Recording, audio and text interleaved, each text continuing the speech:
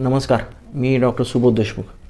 नेहमीचा पडणारा प्रश्न म्हणजे डॉक्टर भात खाल्ल्याने वजन वाढेल का? किंवा तांदूळाचा वापर केल्याने वजन वाढेल का? तर लक्षात घ्या, म्हणजे ज्वारी, बाजरी, गहू आणि तांदूळ यामध्ये आपण फरक काय करतो माहिती आहे का? तांदूळ जो असतो ना, तांदूळ तो पॉलिश केलेला तांदूळ आपण वापरतो. त्यामुळे त्याचं वरचं सालपट काढलेलं आहे, त्याच्यामध्ये फायबरचं प्रमाण अगदी नगण्य आहे.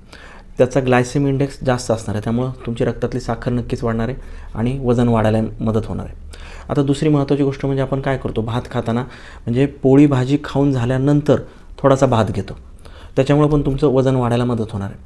आता हे जर होऊ द्यायचं नसेल तर तुम्ही भात कसा खाऊ शकता? तर सगळ्यात पहिली गोष्ट म्हणजे एका वेळी एक धान्य खा. पोळी खायची पोळी खा, भाकरी खायची भाकरी खा, भात खायचा आहे भात खा. आणि पांढरा भात वापरण्याऐवजी तुम्ही ब्राऊन राईस किंवा नॉन पॉलिश तांदूळ वापरा.